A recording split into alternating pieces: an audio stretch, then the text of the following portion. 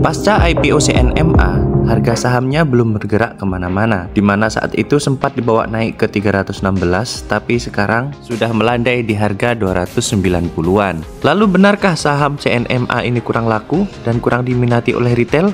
Yuk kita bahas. Tapi sebelum membahas lebih lanjut, bagi kamu yang suka mengikuti info terkini mengenai saham yang menarik dan juga pembahasan-pembahasan saham yang menarik, yuk subscribe dulu YouTube Meja Saham.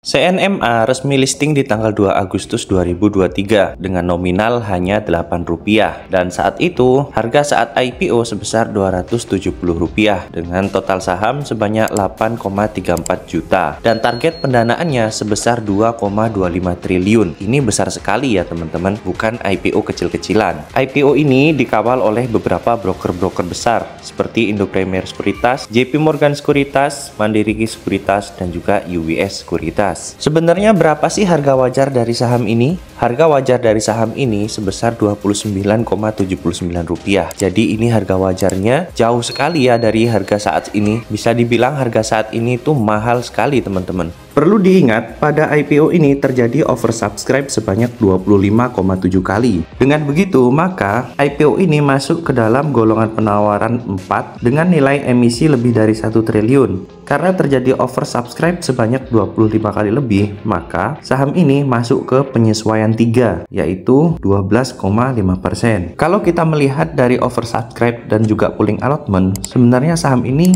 cukup banyak diminati sebelum IPO. Tapi setelah IPO, berikut ini adalah data yang bisa kita lihat. Dari sini terlihat ya teman-teman, broker-broker yang biasa digunakan oleh retail seperti MG, YP, lalu kemudian XL, XC, ini malah pada jualan ya teman-teman. Dimana biasanya broker-broker ini yang suka selalu beli saham-saham IPO.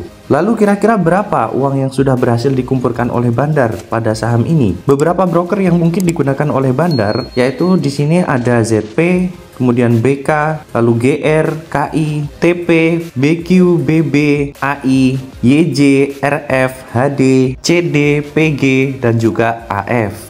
Jika kita jumlahkan, dana yang terkumpul dari hasil jualan Bandar sekitar 148 miliaran teman-teman.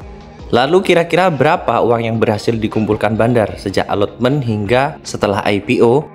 Target IPO dari CNMA sebesar 2,4 triliun ya teman-teman. Dan dari perhitungan kami semenjak allotment sampai dengan penjualan setelah IPO, dana yang sudah terkumpul sebesar 448 miliar. Berarti selisihnya itu masih ada sekitar 1,9 triliunan teman-teman. Dan kalau dipresentasikan, dana yang terkumpul itu baru sekitar 19% dengan selisih sekitar 80% lagi. Artinya, kekurangan uang yang dikumpulkan Bandar ini masih cukup banyak ya teman-teman. Dan berarti dengan begini harusnya potensi untuk cuan itu masih ada teman-teman. Atau paling tidak dengan kondisi seperti ini sahamnya itu nggak bakalan diturun ke gocap ya teman-teman. Seperti saham-saham yang biasanya suka digocapin sama Bandarnya. Sebenarnya saya juga cukup penasaran dengan saham ini. Kok bisa ya saham perusahaan sebesar ini retailnya justru nggak minat? Apa sih sebenarnya kira-kira yang membuat retail kok kurang berminat dengan saham ini? Bisa kita lihat di sini. Kemungkinan hal yang bikin retail kurang menarik adalah perusahaan ini tuh masih terus rugi ya dari tahun ke tahun. Selain itu secara valuasinya bisa dibilang juga cukup mahal. Mungkin hal tersebutlah yang membuat para retail kurang tertarik dengan saham ini. Meskipun kalau saya lihat kampanyenya itu cukup masif ya teman-teman. Tapi tetap saja retail sepertinya kurang tertarik. Bahkan bisa kita lihat dari data tadi yang sudah saya tampilkan, retail itu justru cenderung jualan di saham ini. Ya harapan saya dengan begini Bandarnya menaikkan harga sahamnya ya supaya retail-retail itu tertarik. Karena kalau diturunin dan terus turun-turun biasanya retail juga pada kabur. Tapi teman-teman juga harus tahu kalau Bandar itu kadang justru strateginya memang saham itu diturunin dulu sebelum dinaikin. Jadi kalau memang strateginya diturunin dulu teman-teman, sebaiknya kita wait and see dulu dan buat aja sebagai watchlist supaya kita juga nggak asal masuk terus kemudian malah justru portofolio kita tergerus gitu. Karena kalau portofolio tergerus saat ada saham-saham lain yang menarik dan kita justru nungguin di saham ini, ya jadinya kita hilang kesempatan teman-teman. Jadi dengan gerakan yang masih belum jelas seperti ini, kalau saya pribadi sih nunggu, dan saya juga pasang price alert. Jadi kalau nanti muncul alert kelihatan ada pergerakan dari saham ini dan cukup menarik, ya saya biasanya akan analisa ulang dan juga masuk di saham ini. Kalau teman-teman gimana? Silahkan tulis di kolom komentar.